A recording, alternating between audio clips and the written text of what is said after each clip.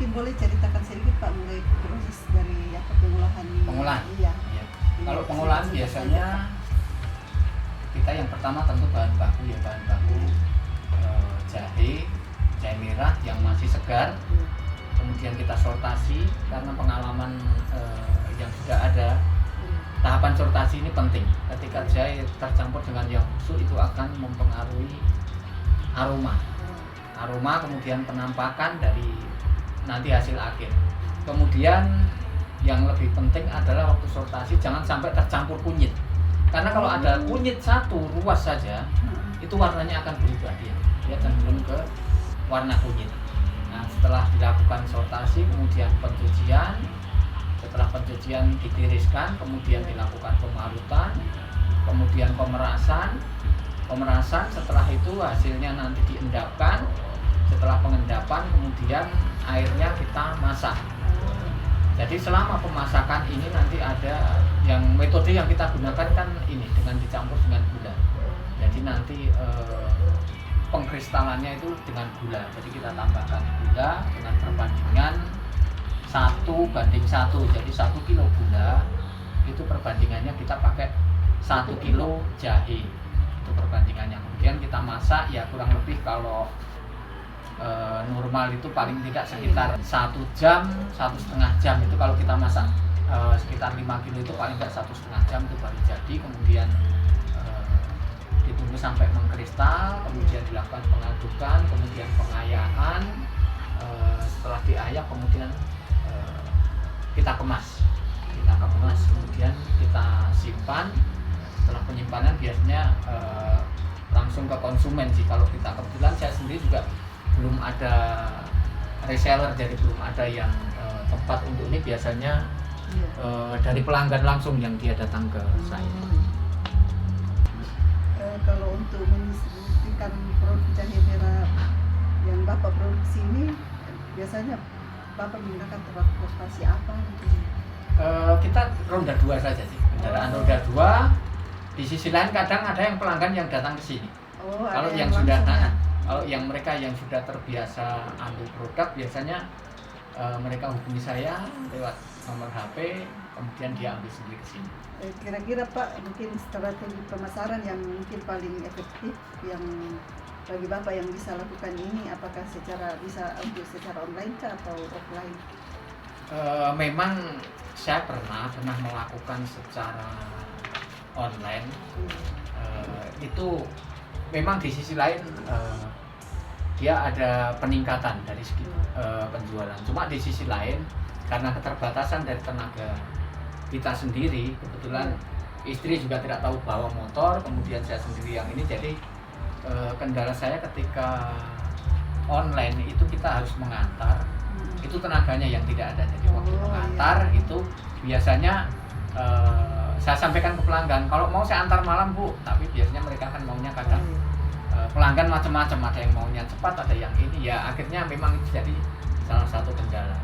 Cuma selama ini yang sekarang saya lakukan cenderung banyak di offline sih.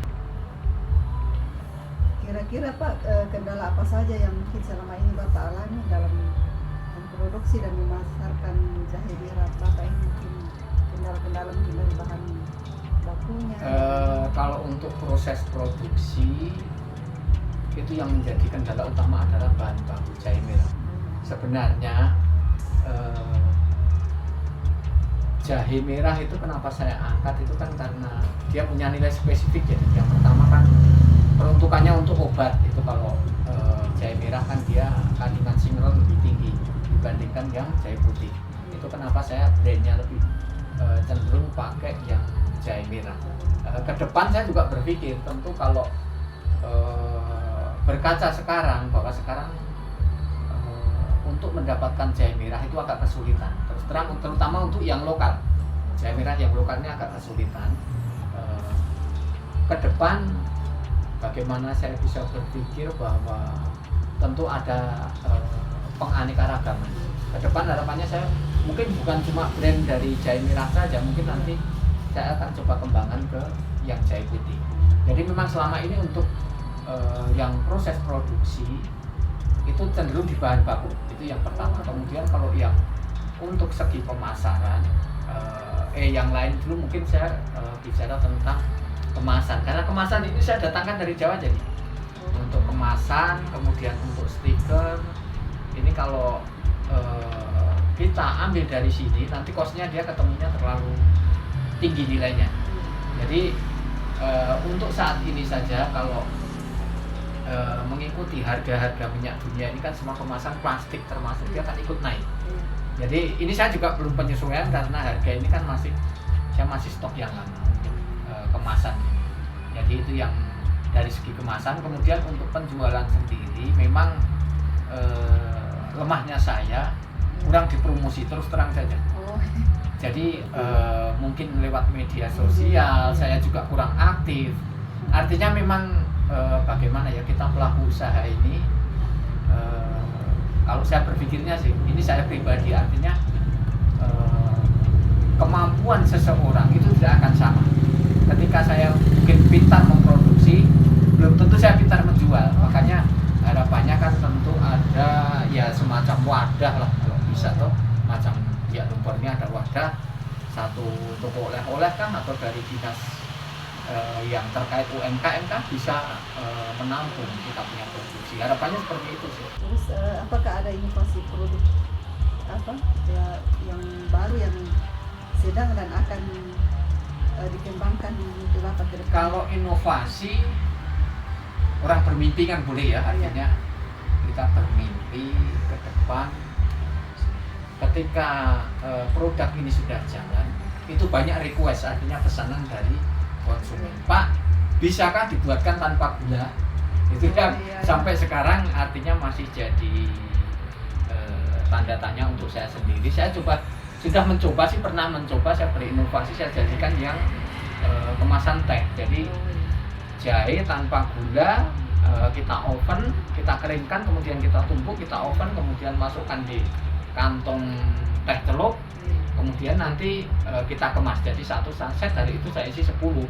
Saya isi 10, nanti tinggal pelanggan diambil, kalau mau butuh tinggal seduh saja. Itu tanpa gula. Memang saya pernah melakukan, tapi di sisi lain yaitu tadi karena semua bahan baku, kemudian semua pendukung termasuk teh kantong celup itu tidak bisa didapatkan di sini. Itu yang jadi kendala dari luar itu. Termasuk kemasannya, karena kalau kita dalam bentuk celup itu mau tidak mau kita harus bikin kemasannya yang kotak di luar. Kita kan tidak bisa macam kemasan ini tidak bisa. Harus dari luar ya. Ya, kemasan macam kalau teh botol sosro, kemudian teh yang sariwangi itu kan dia modelnya kemasannya sudah kotak. Itu yang kendala sih dari mereka. Iya Pak, mungkin itu. Terima kasih atas informasi yang Bapak berikan kepada saya. Terus waktunya untuk mewawancara